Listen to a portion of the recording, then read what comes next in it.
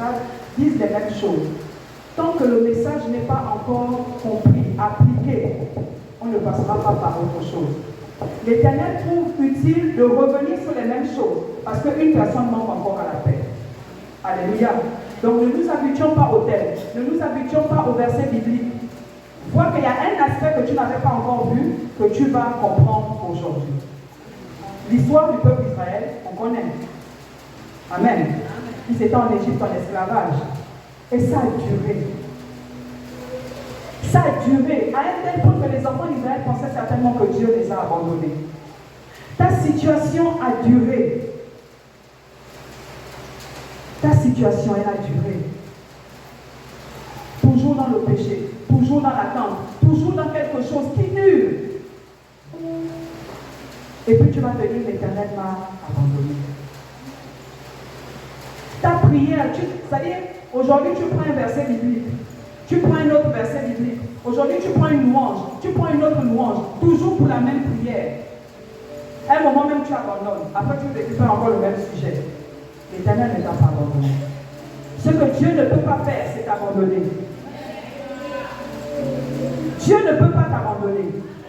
Les enfants d'Israël, c'est-à-dire les générations qui mouraient. Donc la maman prie, elle donne le sujet à l'enfant. L'enfant prie, elle donne le sujet au petit-fils. Tellement ils avaient l'impression que Dieu les a abandonnés. Alléluia. Mais Dieu ne peut pas abandonner.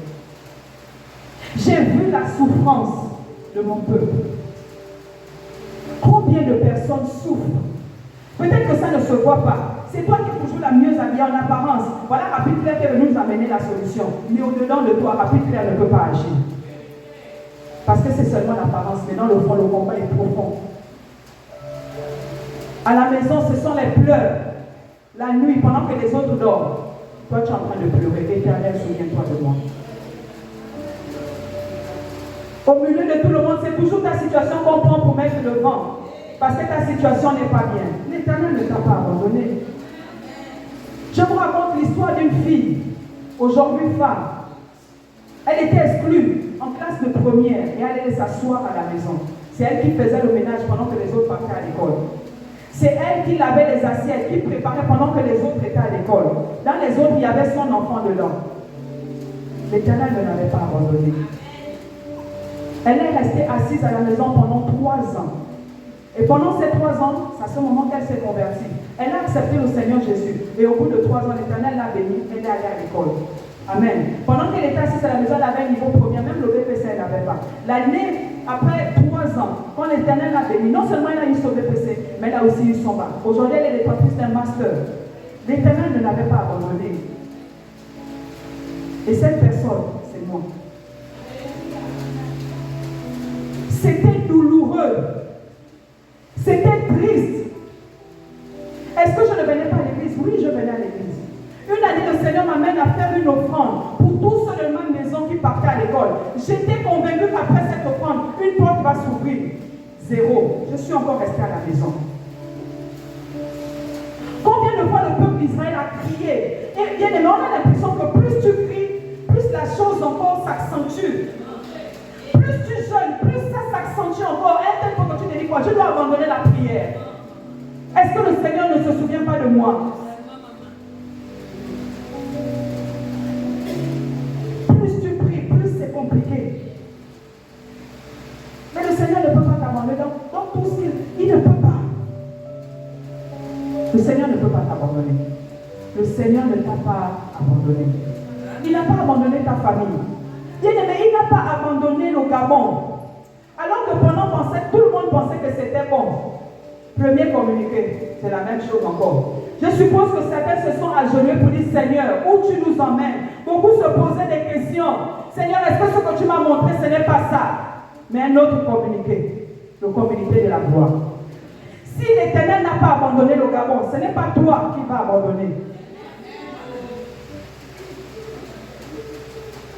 Le Gabon, c'était compliqué. On a subi. Mais il n'a pas abandonné la nation gabonaise. Et aujourd'hui, nous sommes dans la réjouissance. Aujourd'hui, nous sommes dans l'espérance. Aujourd'hui, les choses bougent. Si on a pu célébrer Dieu pour ce qu'il a fait pour le Gabon, on célébrera le Seigneur pour ce qu'il va faire pour toi. Ne pense plus Ce matin, enlève dans ta tête que le Seigneur t'a abandonné. Il ne peut pas le faire. Ça veut dire que s'il t'abandonne, il est allé sur la croix pour rien. Amen. S'il t'abandonne, c'est qu'il veut dire qu'il n'est pas allé à la croix pour toi. Or, il est allé à la croix pour toi et pour moi. Le peuple d'Israël était dans la promesse, il s'attendait, il savait que quelque chose devait se passer. Quand on ne sait pas, mais il savait que ça devait se passer. Mais pendant qu'ils attendaient Moïse, ils étaient dans une attitude de souffrance. Oui, la Bible nous le dit. Il a vu la souffrance. Mais on dit aussi qu'il a entendu les cris. Donc le peuple d'Israël n'a pas fait que souffrir en silence. Ils ont crié. Ils ont crié. Le peuple d'Israël ne s'est pas en train de dire, ouais, les choses de ma vie, les choses de mon corps, c'est comme ça, les choses des gens de ma famille, toi tu connais. C'est pas ce qu'ils ont fait. Ils ne se sont pas condamnés eux-mêmes par leurs paroles. Ils ne se sont pas enterrés. Ils ne se sont pas résignés. Parce que beaucoup se résignent. Tellement la situation a duré, bon, je vais encore faire comment, j'accepte ça comme ça. Non. Ils ont crié à l'Éternel. Amen. Ils ont, dans la douleur, ils ont crié. Ils ont extériorisé la douleur qu'ils ressentaient. Ils ont crié. Ils étaient en esclavage, figurez-vous. Mais ils ne sont pas partis là-bas en tant qu'esclaves. C'est Joseph qui part à cause de la famine. Et arrivé là-bas, ils sont restés calés. Et les voilà maintenant en train de souffrir. Or, d'entrée de jeu, quand ils sont partis, c'était la joie. Amen. C'était la joie, ils sont partis, se sont installés, comme c'était des bergers. On leur a donné la région de Goshen. Ils ont commencé à faire leur bergerie là-bas. Et de la bergerie, retrouvée en esclavage.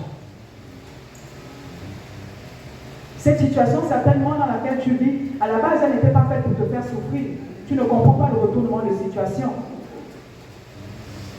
Tu ne comprends pas le retournement de situation. Ça devient maintenant compliqué. Ça devient maintenant pour toi un sujet de prière. Mais n'arrête pas de prier. Parce que le peuple d'Israël, ils ont crié à Dieu. Dans la prière, ils ont crié à Dieu. Pourquoi tu veux accepter la chose? Ce n'est pas ce que ton Dieu te dit. Pourquoi tu veux l'accepter? Pourquoi tu veux te résigner? Pourquoi tu amènes la famille à accepter? Crie à l'Éternel. Crions à l'Éternel. Hier, j'ai prié. Seigneur, je vais encore prier aujourd'hui. Oui, la Bible dit prier sans cesse.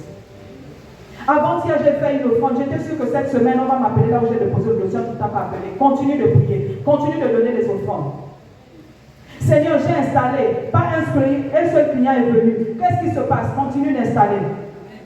Seigneur, j'ai publié sur WhatsApp des marchandises. J'étais sûre que tout le monde devait se les arracher. Personne n'est venu me demander c'est combien. Continue de publier. Seigneur, au travail, c'est moi qui suis intègre.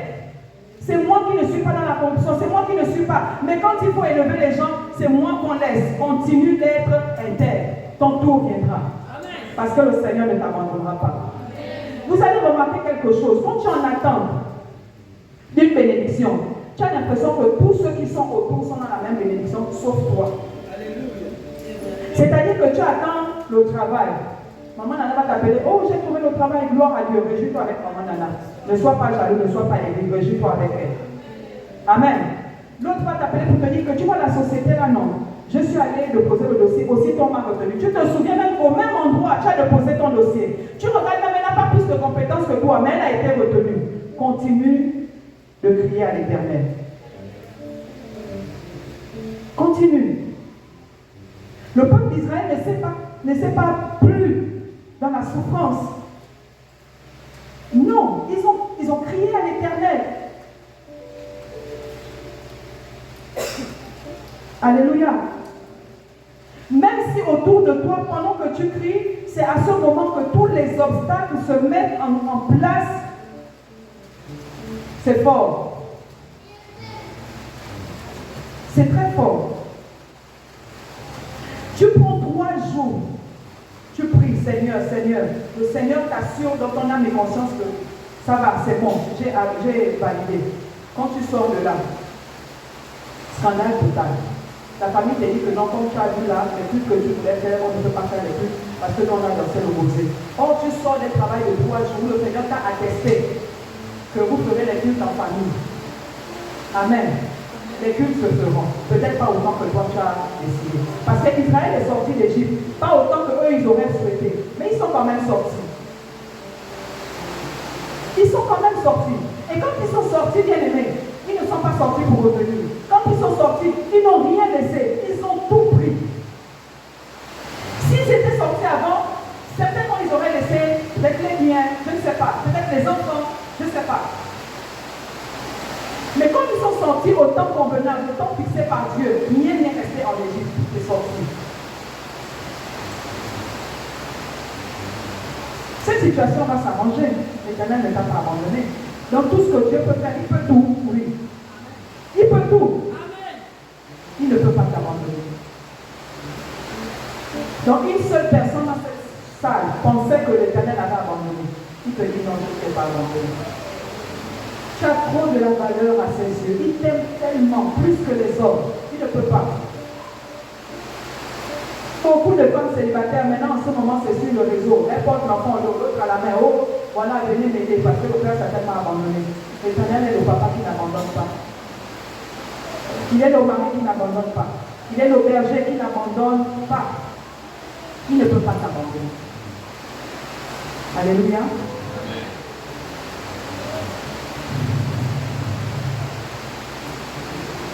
Amen. Parmi les choses que Dieu ne peut pas faire, allons encore. Il ne peut pas te mentir. Parmi ce que Dieu ne peut pas faire, il ne peut pas te mentir. Allons-y dans la lecture. Genèse 37, versets 7 à 8.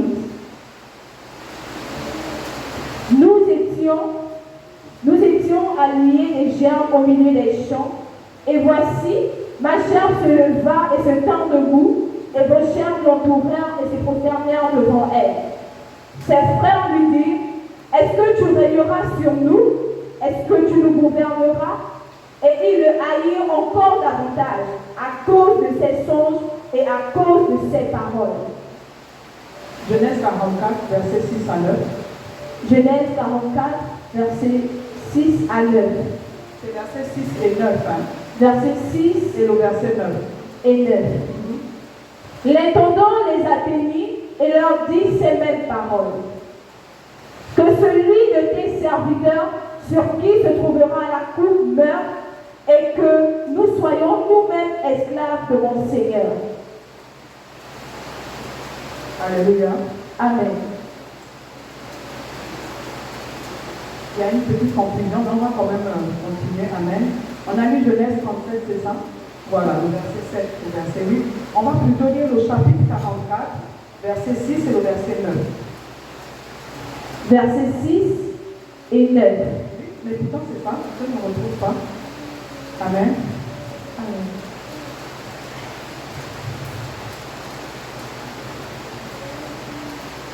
Amen. Je cherche le verset si d'aucuns peuvent m'aider.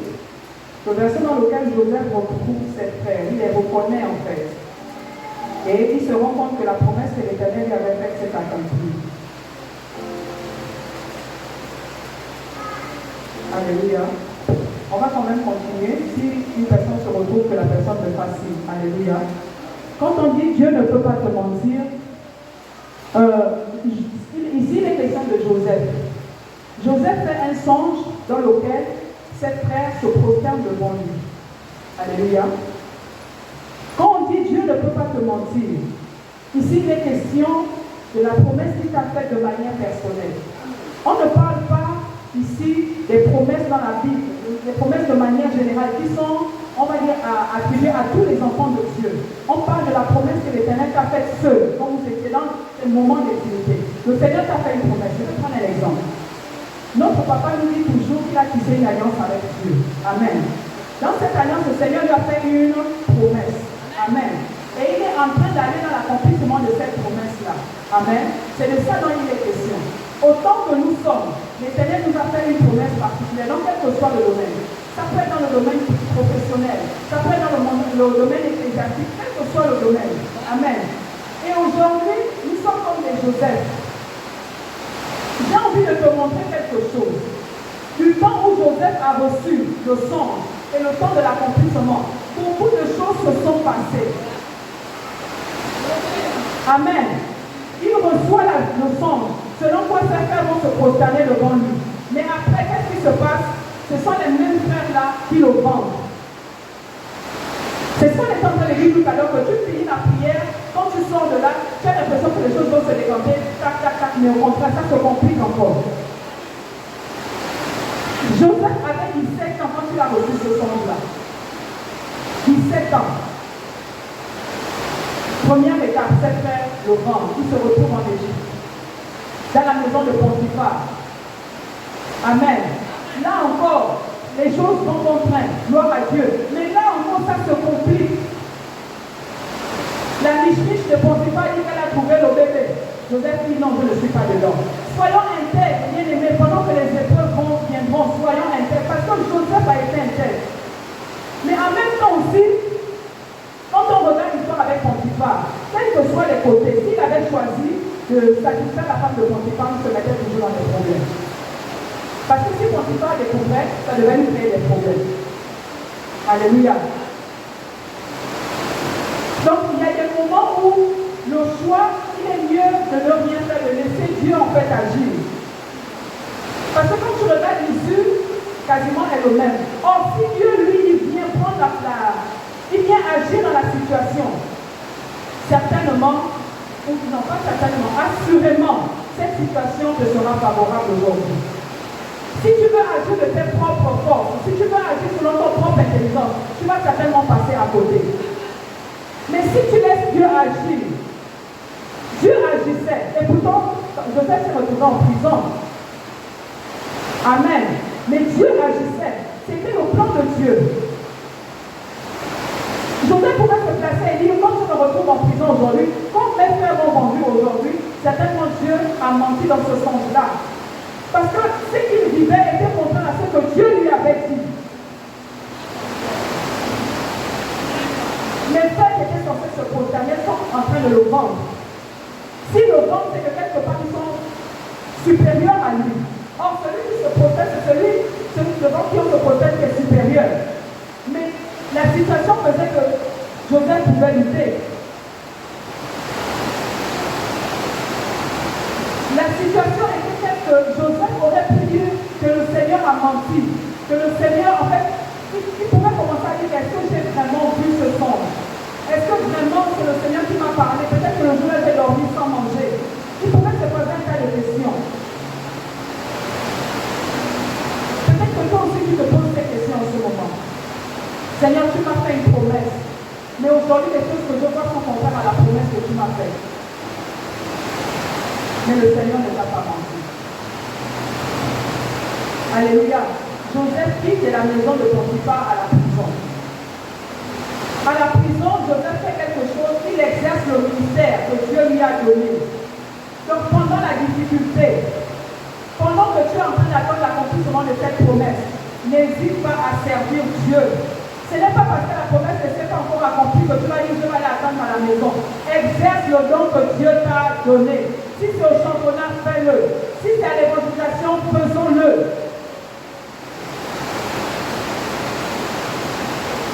Faisons-le. Quand les chansons sont arrivées, Joseph a interprété son songe. Il a rassuré Joseph en disant, je ne vais pas t'oublier. Mais le gars a fait 2 ans encore avant d'aller parler à Pharaon. 2 ans. Tout ce temps, les années ne font qu'augmenter. Mais Joseph est toujours dans la compétence, il patiente. Il sait que ses frères vont le faire, vont se prosterner. Non, il ne sait pas. Dans quelles circonstances, il ne le sait pas. Mais il sait quelque part que la chose va arriver. Quelle est la promesse que Dieu t'a faite à titre personnel?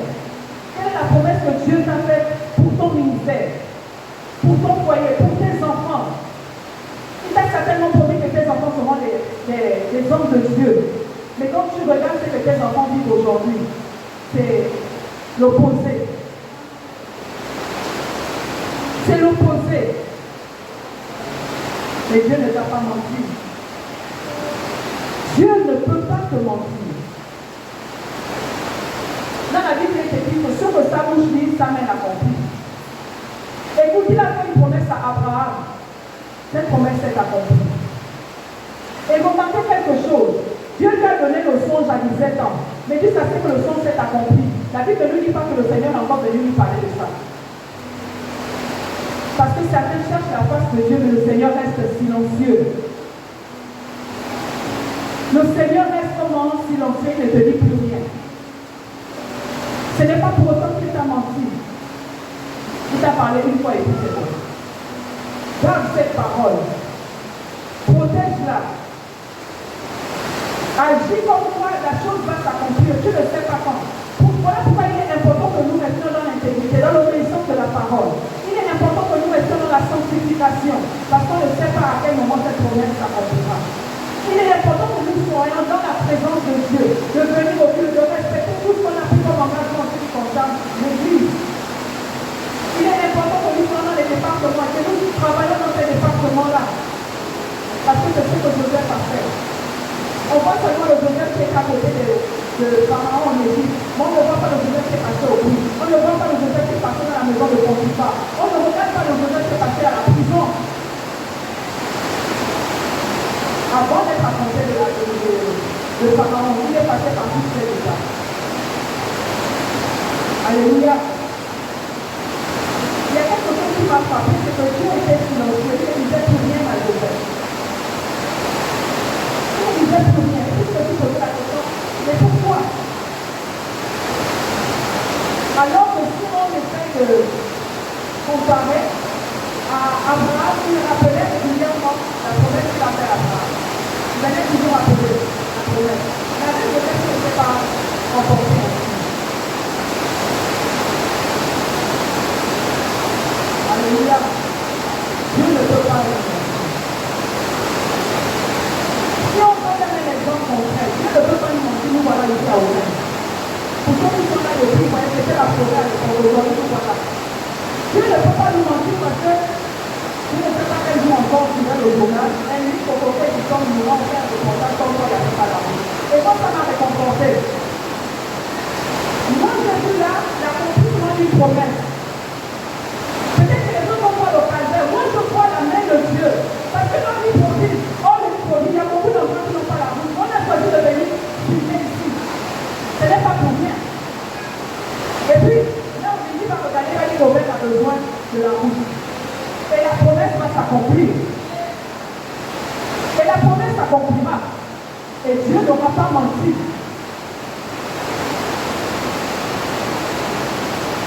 À toi aussi, il ne t'a pas menti. Peut-être que tu vois cette promesse grande aujourd'hui, tu es là, étant les circonstances autour, les faits qui sont pris, les décisions qui sont prises, les comportements, les attitudes. Quand tu regardes les facteurs extérieurs, les facteurs intérieurs même, tout semble te montrer que Dieu t'a menti. Mais il n'en est pas. Ce n'est pas le cas. Alléluia. Et nous devons aussi apprendre à lutter intérieurement. Parce que lorsqu'on attend l'accomplissement d'une promesse, il y a des combats qui se font, autant à l'intérieur qu'à l'extérieur. À l'intérieur, ce sont nos pensées. À l'intérieur, c'est notre foi. À l'intérieur, ce sont les paroles qu'on se dit nous-mêmes. Il est important de forger notre mental. Il est important de refuser les mauvaises pensées. Une mauvaise pensée nous refuse là. Dimanche dernier, nous avons parlé de c'était l'intention seulement. Et le Seigneur est venu répondre seulement l'intention. Donc faisons attention aux pensées que nous avons. Faisons attention aux pensées que nous avons. N'acceptons pas les mauvaises pensées. Chassons-les. Alléluia. Tout mon frère et frères de Joseph se sont proclamés. On se retrouve dans le verset.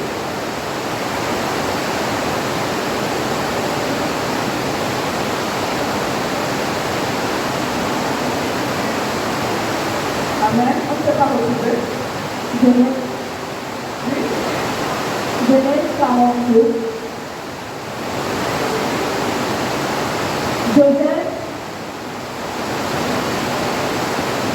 Joseph reconnut ses frères. On est à quel chapitre? 42. 42, oui. Verset 8. D'accord. Joseph reconnut ses frères, mais eux ne le reconnurent pas.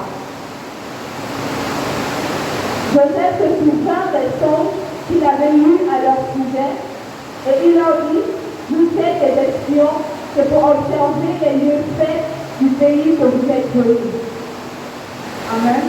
Le verset 6 le dit même. Joseph, commandant dans le pays, ainsi de suite, les frères de Joseph dirent et se prosternèrent devant lui. Le verset 6. Amen. Amen.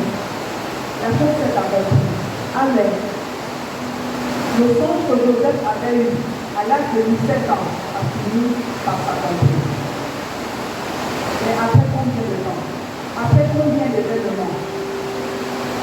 Mais toujours est-il qu'il s'est accompli.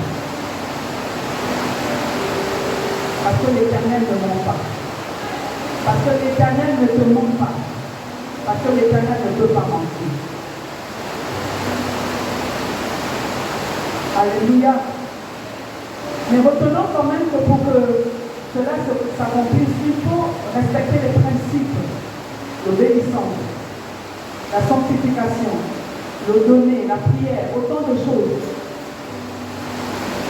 Je ne veux pas encourager une personne qui est dans le faux et dire que l'Éternel non. Parce que Joseph, lui, il est resté intègre, il est resté obéissant. Il a respecté les principes divins. Joseph est resté dans le service. Alléluia. Ces frères sont effectivement se sont proclamés devant nous. Quelle est la promesse que l'Éternel t'a faite? Qu'est-ce qu'il t'a dit quand tu étais dans le secret? Les nouveaux convertis ont souvent un zèle là. Ils sont tout le temps en train de prier régulièrement et le Seigneur, ils sont très sensibles. Je ne dis pas que les anciens ne le sont pas, non, je ne dis pas ça. Mais les nouveaux convertis, ils ont une fougue là. Assurément, à ce moment-là, le Seigneur t'avait dit quelque chose. Et aujourd'hui, peut-être que tu l'as même oublié. Va récupérer cette promesse-là, parce que ça s'accomplit. Les frères de Joseph se sont prosternés. Après combien de temps? Beaucoup d'années, j'ai cherché, mais bon. Certainement, Dieu m'a cherché, je n'ai pas trouvé. D'où la nécessité pour moi d'insister sur les éléments comme l'âge qu'avait Joseph lorsqu'il a reçu ce songe. Il avait déjà la femme et les enfants quand c'est arrivé. Joseph a eu le temps de se marier, il a eu le temps de faire les enfants. Lorsque cette promesse-là s'est accomplie. Ça fait beaucoup de temps. Ça fait beaucoup de temps. Abraham aussi a fait beaucoup de temps avant de s'accomplir. Jésus aussi a patienté. Il est né 30 ans après que le ministère a commencé. C'est long, mais ça s'est accompli. Ne te fatigue pas au bout de 2 jours, au bout de 3 jours. J'ai fait un programme et puis c'est bon. Le Seigneur a fait le voir rien. Je pars à l'évangélisation de grâce dessus. Alléluia. Je vais à l'église. Le moment de la réunion des femmes, je suis seule. C'est la réunion seule. Les hommes, on a eu le temps le moment de baptême. Tu lances la prière, c'est le seul connecté. Fais le plus seul. Allez, au moment de rentrer, tu es seul. Nous seuls. Alléluia. Fais le seul. Parce qu'au moment de la bénédiction, tu vas se récolter seul. Il y a des bénédictions qu'on récolte ensemble. Il y a des bénédictions que tu récoltes marcher. Et tu vas faire le prix seul. Amen. Tu vas faire le prix seul. L'Éternel ne peut pas te mentir. Il ne peut pas t'abandonner et il ne peut pas te mentir. Ce que l'Éternel ne peut pas faire. Alors, il ne peut pas te refuser sa présence. Alléluia. L'Éternel ne peut pas te refuser sa présence. Comment il va te dire? Elle appela Ata-El roi, le nom de l'Éternel qui lui avait parlé. Car elle dit, est-ce bien vu ici, après qu'il m'a dit? Alléluia. Ici c'est Agar. On connaît l'histoire d'Agar. Sarah ne pouvait pas enfanter. Elle a donné Agar à Abraham. là, Agar est enceinte. Mais Agar, dans une période de désobéissance, Agar fait comme les autres Isaac, elle commence à nerver Sarah. Au point où Sarah se fâche, elle dit ce qui ne plaît pas. Et puis, on commence à Agar de chasser Agar. Si on regarde bien, Sarah ne devait pas se regarder comme ça Agar. Parce que c'est elle qui a demandé à ce que Abraham l'a fait. Elle pouvait quelque part qui attendre, n'est-ce pas? Mais Dieu donne les gens à Abraham, il dit à Sarah, donne les gens à Sarah, on dit à Abraham, ça. Et elle est en train d'aider dans le désert. Amen. Elle est en train d'aider dans le désert. Elle a dit à Abraham 2 fois. Une fois, elle est enceinte, et là où elle aura l'enfant. Mais toutes les 2 fois, le Seigneur s'envoie à Abraham. Je ne suis pas en train de dire à une personne ici qui est sur le point de prendre le marché de l'autre plan. C'est pas ce que j'ai dit. Si vous envoyez des messages, vous savez qu'alors on va la chose créole aussi. Ce n'est pas ce que j'ai dit. Alléluia. Je ne suis pas en train d'encourager la distance, non. Je suis en train de te dire que Dieu te voit.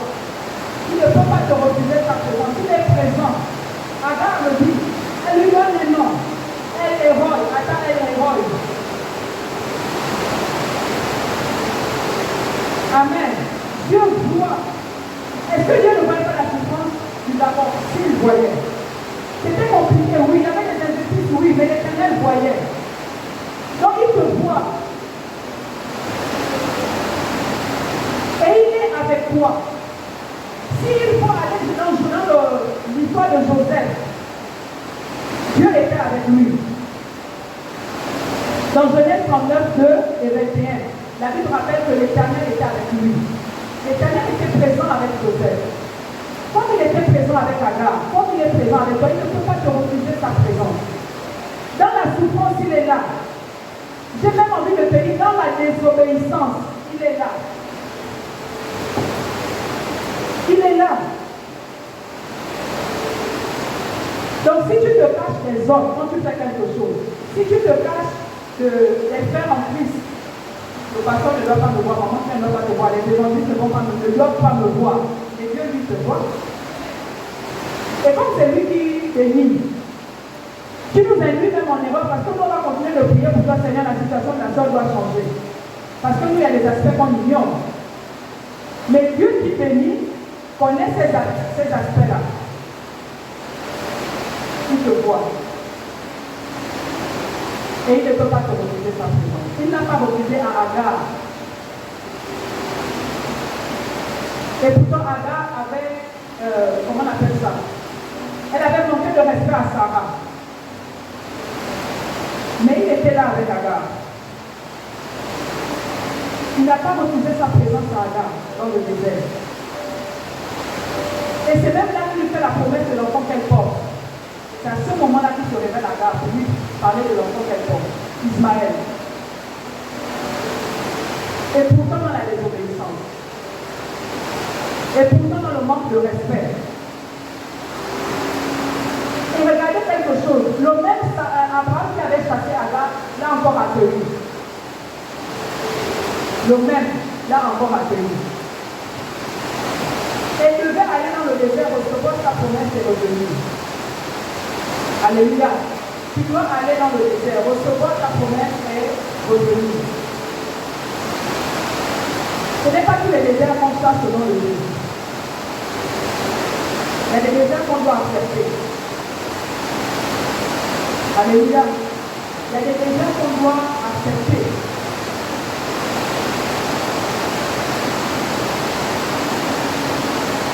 Même dans la désobéissance, l'Éternel se voit. Et c'est à ce moment que tu vas te rapprocher de lui et lui donner un nom. Voilà pourquoi au début je disais prions, appelons-le un nom particulier. Lorsque ce sera difficile, souviens-toi de ce Dieu-là, ce nom que tu lui as donné. Parce qu'il est venu faire ce que les autres n'ont pas fait.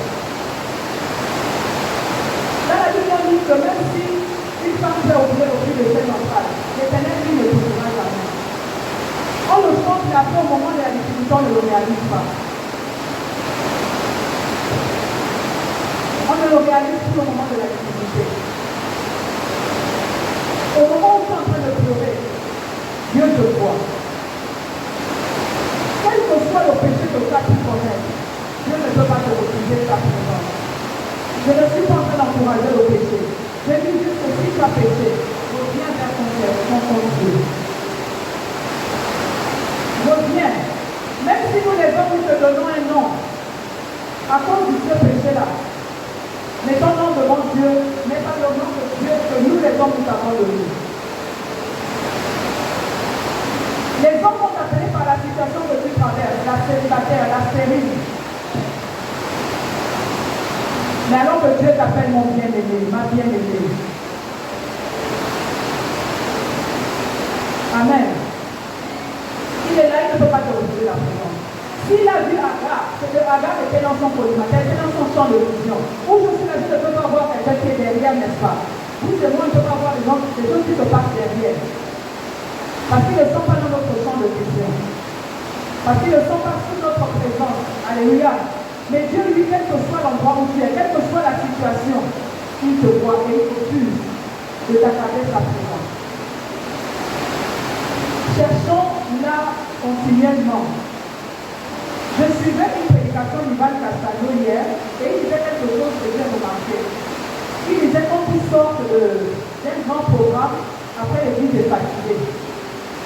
À un tel point que les gens s'assoupissent un peu. Et il disait qu'il faut chercher continuellement à être dans la présence de Dieu, surtout après les grands programmes. Parce qu'on rentre dans un période où on se dit on est fatigué et c'est là où l'ennemi vient profiter. Alléluia. Est-ce que je parle à une personne?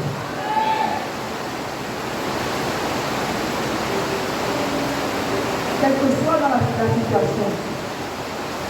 Le diable, il agit beaucoup dans la culpabilité. Quelque chose que tu as fait depuis, il pourrait malin plaisir à te rappeler ça. Parfois, quand même, tu cherches à oublier, mais lui vient toujours te rappeler ça. Ce qui fait que le moment où tu vas aller prier, ta conscience est là et te rappelle ça, et puis tu t'appelles, tu vas dire non, avec ce que j'ai fait, le Seigneur ne peut pas m'accepter. Non, tu t'acceptes. Prenons seulement la parabole du fils prodigue. Il a accepté. Alléluia. Le Seigneur ne peut pas te refuser sa présence. Et il est mieux de chercher Dieu lorsqu'on est seul. Là, c'est-à-dire qu'il est important de développer l'intimité. Alléluia. Ici, le temps est limité. Ici, on doit respecter, on va dire quoi, une norme. Alors que si tu es seul, face à ton Dieu, tu es libre. Si c'est toute la journée, fais-le. Parce que l'Éternel ne peut pas te refuser sa présence. C'est dans sa présence que tu vas puiser la force. C'est dans sa présence que tu auras les promesses. C'est dans sa présence que tu auras tout ce dont tu as besoin pour avancer. Les instructions, tu les auras dans sa présence. Les orientations. Certains, quand ils y vont, ils sortent avec une louange. Certains, quand ils y vont, ils sortent avec un verset biblique. Chacun reçoit. Joseph est allé dans la présence de Dieu, il est sorti de là avec un songe. Moïse allait dans la présence de Dieu. Et il est sorti avec une mission. Écoutez, Jésus, avant la grande bataille de la croix, s'est retiré dans la présence de Dieu. Et c'était là sur la montagne de Gethsémani. C'était difficile. À un moment, il dit, Seigneur, si tu peux éloigner de moi cette coupe, après il se ressaisit. Et dans cette présence, il a eu le renfort qu'il fallait. Parce que Dieu ne peut pas te refuser sa présence. Il ne peut pas. Aujourd'hui, tu es fatigué, cherche la présence de Dieu pour être revigoré. Alléluia. Il te manque quelque chose, cherche la présence de Dieu. Et ce qui te manque, le Seigneur te donnera. Si les hommes t'ont abandonné parce qu'aujourd'hui tu n'as plus d'argent à leur donner, le Seigneur lui ne peut pas t'abandonner. Si un homme t'a fait une promesse de t'épouser, il n'a pas respecté cette promesse, l'Éternel lui respectera sa promesse, il ne te mentira pas. Si ton parent, parce que tu as désobéi, t'a chassé de la maison, il t'a refusé sa présence, ton Dieu lui ne te refusera pas sa présence.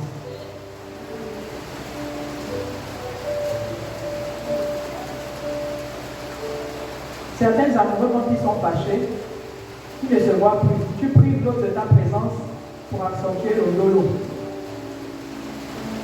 Souvent, on fait ça, non? On ne se retrouve plus.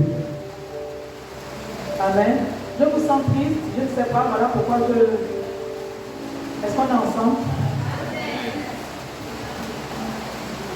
L'Éternel ne peut pas te priver de sa présence. Au contraire, il apprécie. Il aime quand tu vas vers lui. Il aime le moment d'intimité que vous partagez ensemble. Alléluia. Écoute, Anne est allée chercher la présence de Dieu. Et Dieu ne le lui a pas refusé. Elle est sortie de là avec une promesse.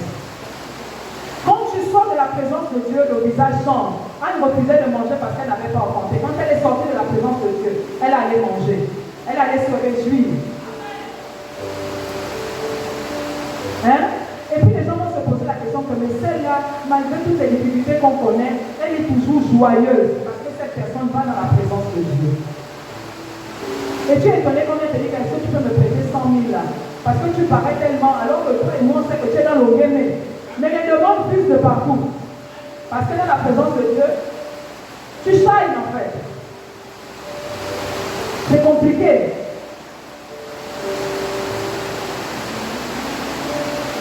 Lorsque l'évangéliste ami est venu, il nous a entretenu, il a fait son petit témoignage.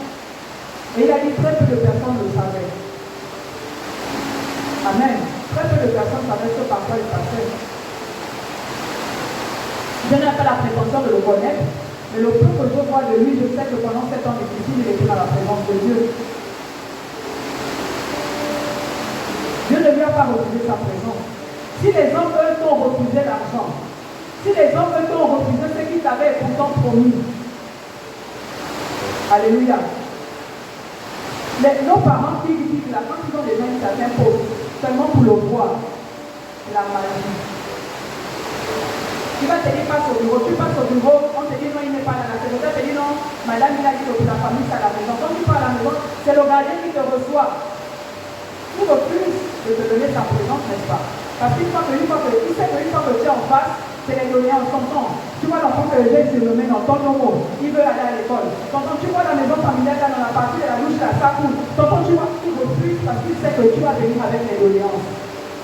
Alors que notre Dieu veut que tu viennes avec tes doléances parce qu'il en a suffisamment pour te donner. Et il te donne même au-delà des doléances avec lesquelles tu viens.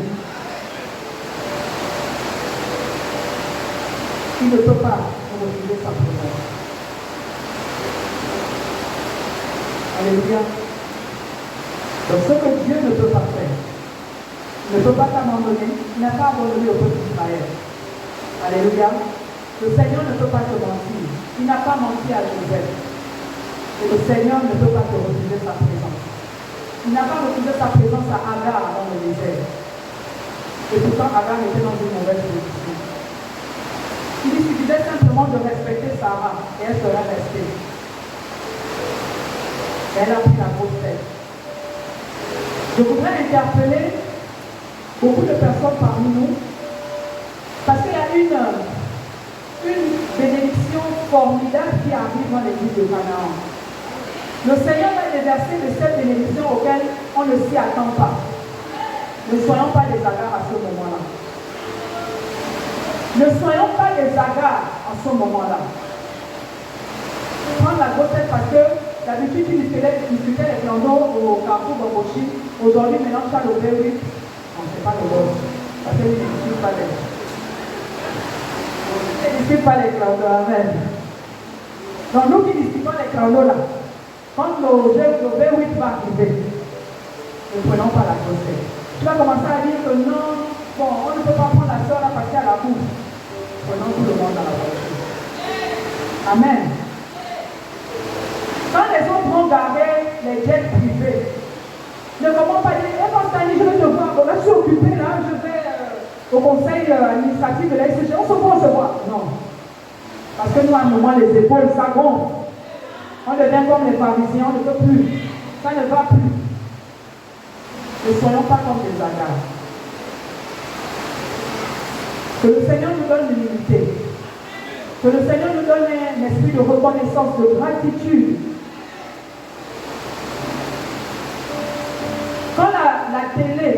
se mettra en place. La radio, Canaan se mettra en place.